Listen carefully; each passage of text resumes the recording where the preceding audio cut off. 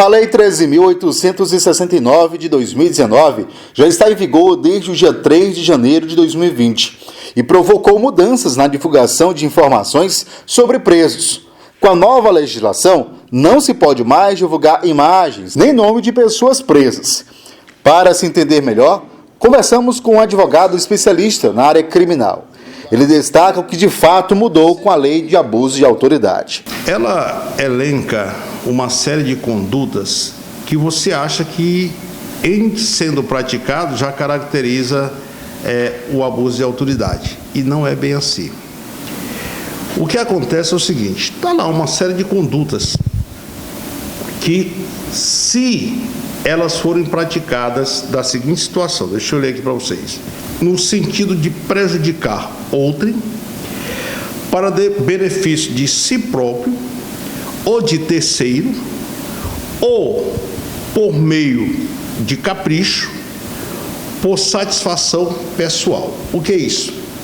É preciso que o agente público pratique aquilo por não gostar, por ter interesse em ferrar aquela pessoa, por ter interesse de prejudicar aquela pessoa porque ela quer beneficiar uma terceira pessoa ou a beneficiar a si próprio. Se não ficar provado esse dolo específico de prejudicar, de ferrar com o outro, não caracteriza. A conduta é tida como atípica em relação à lei de abuso de autoridade. Pois bem, mas muita gente lê, o que ele lê, ele entende que aquilo dali já é um crime de abuso de autoridade. E não é. É preciso que esteja no bojo dessa conduta do agente público esse interesse pessoal de prejudicar, de se beneficiar, ou de favorecer terceiro, ou de satisfazer um desejo pessoal por não gostar daquele agente. Isso é muito comum. Às vezes você vê policiais que dizem: rapaz, eu não gosto desse cara, esse cara aprendeu não sei quantas vezes e tal. Ele cria aquela repulsa, porque tem preso realmente que gosta de provocar a polícia. E aquilo cria um sentimento de vontade de prejudicar na primeira que pode.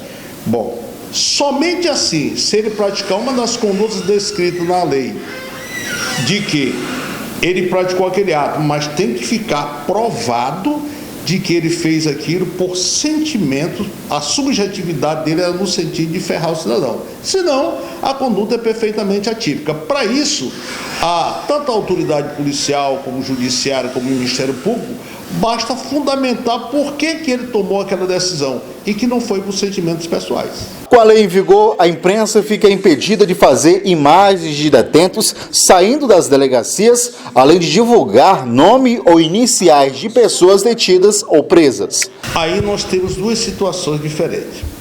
Antigamente você via, era muito comum os delegados, quando prendiam um cidadão, ele botava uma placa aqui, dizia qual era o artigo, botava o nome do cidadão e o apelido do cidadão aqui embaixo e divulgava.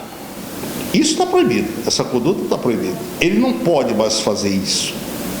Aí você diz: e a imprensa? A imprensa também não pode.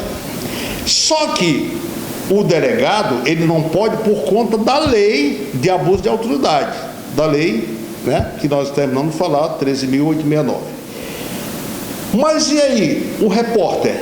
O repórter, ele cai no artigo 5º, inciso 10 da Constituição Federal.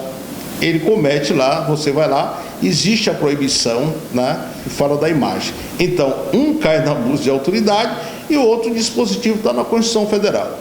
Essa é a grande diferença.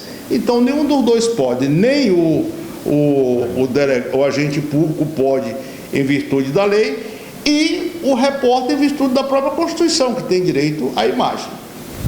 E aí, no caso do constrangimento, né, já que a lei também traz essa questão já na parte do agente público, como é que funciona isso, doutor?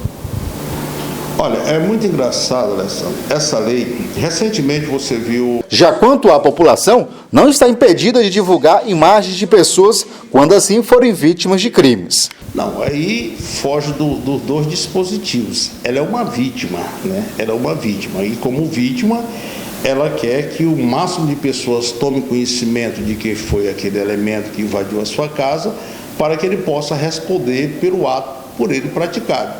Exceto que aí tem uma ressalva: se for menor de idade, é melhor que ela se resguarde, porque aí não, mesmo ela tendo razão, ela não pode colocar a criança ou adolescente em constrangimento. Agora, se for adulto, é a típica conduta. Então, com essa lei, atenção acima de tudo, né? Com certeza. E tem mais outros itens aí que a gente vai... Só o tempo vai dizer. O que eu acho, que para você provar que a conduta praticada pelos agentes públicos, ela teve por finalidade satisfazer interesse pessoal ou de terceiro, ou para satisfazer ego ou sentimentos pessoais, aí é que está, porque isso é algo subjetivo, quer dizer, não tem como você dizer foi mesmo, você tem que provar, porque o próprio Ministério Público terá dificuldade em ofertar a denúncia e demonstrando que esse dolo específico existiu, e o juiz ainda passa pelo crivo do juiz, que pode também, até para não abrir um precedente, porque aí fica aquela história: será que o promotor vai denunciar? Sabe, eu não vou denunciar porque, está botando com o delegado, amanhã ele vai botar em cima de mim. Aí o juiz diz: rapaz, ele também vai botar em cima de mim. Então, é uma lei que, para você provar esse dolo específico do cidadão, é complicado. Está lá na lei, tudo bem, mas é muito fácil do agente público justificar a conduta dele.